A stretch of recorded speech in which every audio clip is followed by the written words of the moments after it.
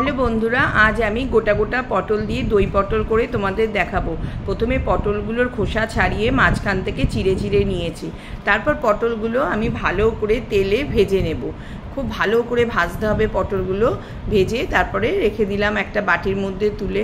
আবারও কড়াইয়ের মধ্যে আমি অল্প করে তেল দিলাম, সাদা জিরে ফোড়ন দিলাম, তেজপাতা দিলাম, টমেটো দিলাম, কাঁচা লঙ্কা দিলাম, দিয়ে ভালো করে নেড়ে চেড়ে আমি আদা জিরে বাটা, একটা হলুদ জলের মধ্যে ভিজিয়ে রেখেছিলাম, ওই জলটা আমি এর মধ্যে দিয়ে দিলাম, টমেটো কষার মধ্যে দিয়ে দিলাম।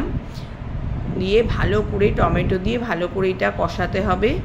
কষানো হয়ে গেলে দেখো ভালো করে আমি কষাচ্ছি। এরপর এর মধ্যে আমি কাশ্মীরি লঙ্কার গুঁড়ো দিলাম, চিনি দিলাম, নুন দিলাম।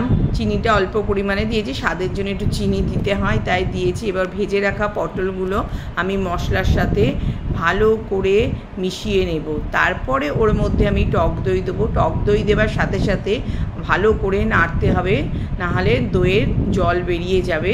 সেই জন্য দইটা দিয়ে ভালো করে অনেকক্ষণ ধরে নাড়তে হবে।